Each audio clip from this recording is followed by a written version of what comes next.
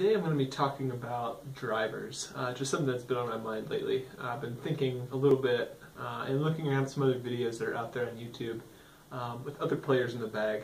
Something that just strikes me as a little weird that I wanted to talk about today. So many players, it seems like, have decided that for whatever reason that they carry a ton of different drivers. For myself, I carry several molds. I think 4, maybe 5 driver molds in my bag. But really, I've just been surprised at how many players are carrying 6, 7, 10 different molds of drivers. And I just wanted to touch on that today. Of at least in my opinion, why that isn't a very good idea, especially for amateur players that are still trying to improve and learn more about the game. So a quick story. When I started playing, I started with a Wraith. Not a very good beginning driver at all, but it's what I had, so I used that for several months before I really picked up any other discs. But these days it seems like quite a few players start off with maybe 1 or 2 drivers and maybe a mid-range or a putter as well. But then the tendency kind of sticks with them to just keep adding drivers to the bag. They hear something from a buddy, pick one up, it goes in the bag. And that kind of just happens over and over. And what struck me recently is some of the other videos on YouTube. If you look at in the bag videos or Team Trilogy videos, you'll see a lot of players that are carrying, like I said earlier, just a ton of different driver molds in their bag. And to me, that seems pretty counterproductive. So like I said with my story, I started off with the Wraith. I eventually added a driver that I could turn over to the right a little easier. My Wraith was still pretty stable for me when I was starting off. And I kind of played that similar game as some of the other players do, with adding a few new discs and things like that.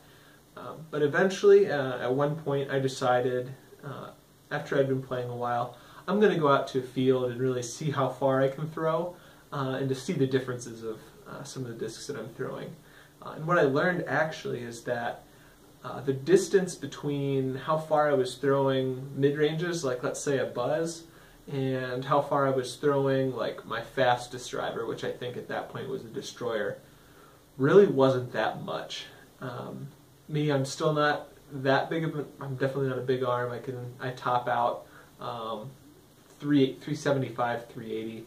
But at that point, I could get my mid-range in the neighborhood of 300 to 320, where that Destroyer maybe was getting me farther, but with quite a bit less control. So at that point is when I decided to kind of simplify back down to just a few driver molds. At that point, I even went to fairway drivers, just with something along the lines of like a T-Bird and a Leopard, and played with that for several months. So where I'm at now, I still kind of feel the same way about those max distance drivers. I don't really see the point of carrying like a Bolt or a Havoc or Bosses or a lot of those discs that really lose you a lot of, in my opinion, lose you a lot of control and really don't gain you that much distance. I tend to carry, the favorite driver of mine is a Volt. It's a good speed about 9 or 10 driver. It's not considered super fast, but for me, I'm confident with it out around 300 feet, with still keeping a bunch of control.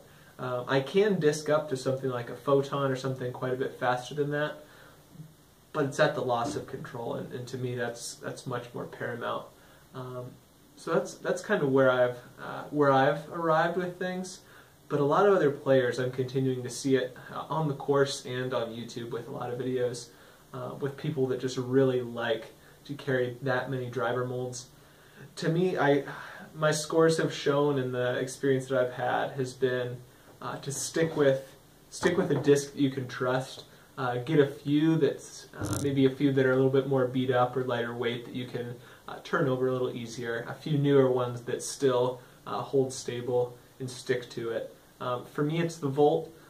For a lot of other people, it might be a PD, or I'm trying to think of some other ones as well. St. Pros, lots of companies have those great, about speed 9 or 10 discs with a lot of control. even something like a T-bird. You can find a nice variety of those, some of which are really going to fight hard to the left, some of which are going to be a little easier to turn over to the right. But I'll just encourage that for players that are still developing their skills. Most of us out here are amateurs that are still figuring out the game. To go ahead and disc down a little bit. Find a driver that's controllable, that's nice and stable, and find other discs that complement it, as opposed to trying to find what's the fastest or what's the disc I can throw on the biggest, craziest line. Keep the discs in the fairway. Find a driver you can trust and really stick to it. That's all for now. Thanks for watching.